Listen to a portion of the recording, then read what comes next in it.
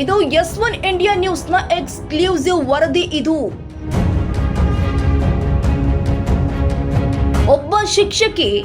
ಒಬ್ಬ ಶಿಕ್ಷಕನಿಗೆ ಚಪ್ಪಲಿಯಿಂದ ಹೊಡೆದ ವಿಷಯಕ್ಕೆ ಸಂಬಂಧಪಟ್ಟಂತೆ ನಮ್ಮ ನ್ಯೂಸ್ ತಂಡ ಕಾರ್ಯಾಚರಣೆ ಶುರು ಮಾಡಿದ ನಂತರ ಒಂದರ ಮೇಲೊಂದು ಅಕ್ರಮ ಕೆಲಸವೆಸಗಿದ ಮಹಾನುಭಾವರ ಮುಖವಾಡಗಳು ಬಯಲಿಗೆ ಬರ್ತಾ ಇದೆ.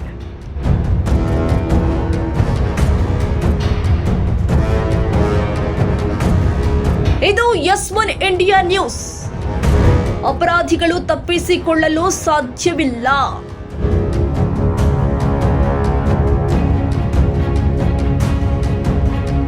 ಈ ಕಾರ್ಯಾಚರಣೆಯಲ್ಲಿ ಮೊದಲು ಸಿಕ್ಕಿ ಹಾಕಿಕೊಂಡವರು ಹುನಗುಂದ ತಾಲೂಕಿನ ಬಿಇಒ ಜಾಸ್ಮಿನ್ ಕಿಲೇದಾರ್.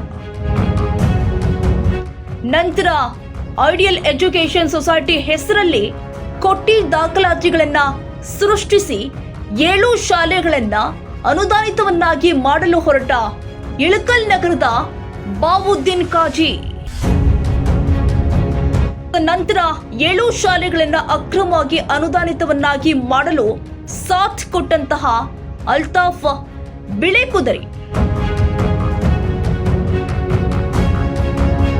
ನಂತರ S1 ಇಂಡಿಯಾ ನ್ಯೂಸ್ ಈ ಕಾರ್ಯಾಚರಣೆಯಲ್ಲಿ ಆಳವಾಗಿ ಇಳಿದಾಗ ಸಿಕ್ಕಿ ಹಾಕಿಕೊಂಡ ಮಹಾನುಭಾವ ಜಾಕಿರ್ ಗಡೇದ್ ಎಂಬ ಶಿಕ್ಷಕ.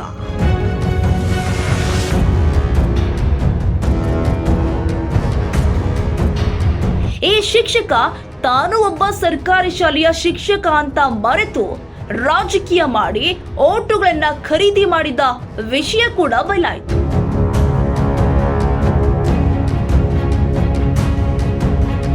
ನಂತರ ಬಯಲಿಗೆ ಬಂದ ವಿಷಯ, ಜಾಮಿಯಾ ಅರೇಬಿಕ್ ಕಾಲೇಜ್ ಎಂಬ ಒಂದು ಡಮ್ಮಿ ಕಾಲೇಜ್ ಸೃಷ್ಟಿ ಮಾಡಿಕೊಂಡು ಎಷ್ಟೋ ವರ್ಷದಿಂದ ಸರ್ಕಾರದ ಕಣ್ಣಿಗೆ ಮಣ್ಣು ಹಾಕುತ್ತಾ ಜಾಮಿಯಾ ಅರೇಬಿಕ್ ಕಾಲೇಜ್ ಎಂಬ ಒಂದು ಡಮ್ಮಿ ಕಾಲೇಜನ್ನ ಅನುದಾನಿತವನ್ನಾಗಿ ಮಾಡಿಕೊಂಡು ತಮ್ಮವರನ್ನೇ ಶಿಕ್ಷಕರನ್ನಾಗಿ ಮಾಡಿಕೊಂಡು ಪ್ರತಿಯೊಬ್ಬ ಶಿಕ್ಷಕರಿಗೂ ಲಕ್ಷದವರೆಗೂ ವೇತನವನ್ನ ತೆಗೆದುಕೊಳ್ಳುತ್ತಾ ಇಲ್ಲಿಯವರೆಗೂ ಕೂಡ ಸರ್ಕಾರದ ಕಣ್ಣಿಗೆ ಮಣ್ಣು ಹಾಕುತ್ತಾ ಕೂತಿರುವಂತಹ ಇಳಕಲ್ನ ಬಾವುದ್ದೀನ್ ಖಾಜಿ ಮತ್ತು ಉಸ್ಮಾನ್ ಗನಿ ಉಮ್ನಾಬಾದ್ ಇವರ ಮುಖವಾಡಗಳು ಕೂಡ ಈಗ ಬಯಲಿಗೆ ಬರ್ತಾ ಇದೆ.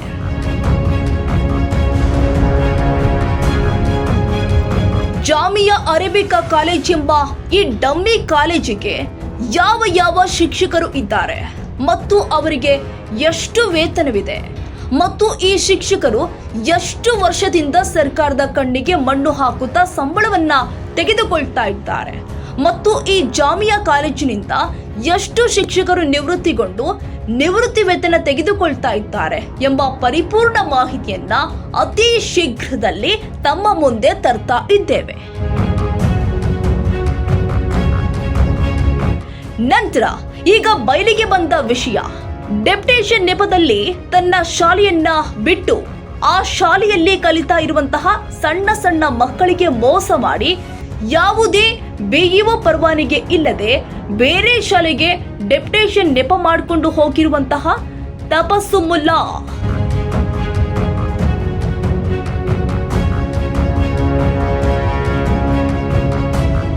ಬೇರೆ ಶಾಲೆಗೆ ಡೆಪ್ಯುಟೇಷನ್ ನೆಪ ಮಾಡಿಕೊಂಡು ಹೋಗಿರುವಂತಹ ತಪಸ್ಸುಮುಲ್ಲಾ.